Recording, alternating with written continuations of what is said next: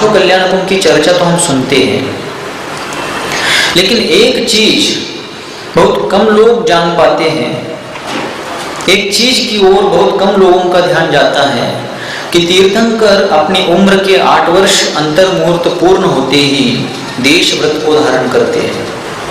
देश व्रत यानी श्रावकोचित, गृहस्थोचित देश संयम को, अर्थात 12 व्रतों का पालन वे वहां पर करना प्रारंभ करते उम्र की 8 वर्ष अंतर मुहूर्त की अवधि से।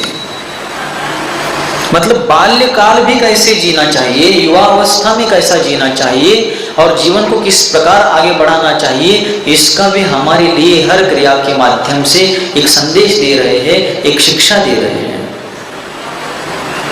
तीर्थंकरों की इस महान जीवन शैली को सदैव स्मृति रखने के लिए, उनसे आदर्श ग्रहण करने के लिए जैन श्रावकों ने निर्ग्रंथ गुरुओं के उपदेश के अनुरूप अपने श्रद्धा के केंद्र स्वरूप, आस्था उपासना के केंद्र स्वरूप जिन मंदिरों में, जिन आयतनों में जिन प्रतिमाओं को विराजमान किया है। जिनेंद्र भगवान की प्रतिमा का दर्शन रोज करते हैं, 1 बार 2 बार 3 बार, जिसको जितना जैसा संभव है प्रयास करते हुए लोग भगवान का रोज दर्शन करते हैं।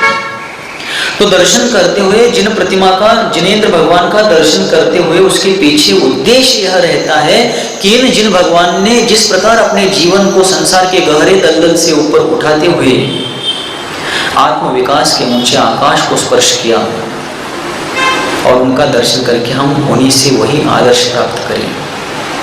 फिर उन्होंने संसार में घर गृहस्थी में रहते हुए भी जिस प्रकार अपने जीवन का लक्ष्य वीतरागता को बनाया, सर्वज्ञता को बताया, हितोपदेशिता को बनाया और उस ओर आगे बढ़ चले, और स्वयं उस वीतरागता, सर्वज्ञता और हितोपदेशिता को प्राप्त करते हुए उन्होंने मोक्ष जाने के पहले पहले, अपना आत्म विकास करने के पहले पहले हम सभी को भी वही राह दिखाई और आगे चल पड़े।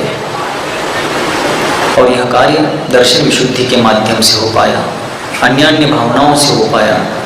तो दर्शन विशुद्धि हमें सिखा रही कि प्राणी मात्र के भीतर मेरे जैसा ही आत्म तत्व है। मैं सुख से डरता हूँ, सुख और दुख से डरता हूँ और सुख चाहता हूँ। इसी प्रकार सारे जीव दुख से डरते हैं और सुख को ही चाहते हैं। तो मैं किसी के भी दुख में निमित्त नहीं बनूंगा। कल पढ़ने को मिला एक जगह पर, मेरा दर्द किसी के हंसी में कारण बन सकता है। क्या कह रहे वहां पर? मेरा दर्द किसी के हंसी में कारण बन सकता है, लेकिन मेरी हंसी किसी के भी दर्द में कारण ना बने। समझ में आया? कितना सुंदर विचार था। मेरा दर्द दूसरों के हंसी में कारण बन सकता है, लेकिन मेरी हंसी कभी भूल करके भी दूसरों के दर्द में कारण ना बने। मतलब दूसरों का उपहास करते हुए, दूसरों का अपमान करते हुए, उपेक्षा तिरस्कार करते हुए कभी ना हंसूं। और यही दर्शन विशुद्धि भावना का मंगलाचरण है। सारे जीव भगवत शक्ति से युक्त हैं, सब में वह शक्ति है, सब में वह प्रकट शक्ति है, जिन जिन में वह भव्यता है।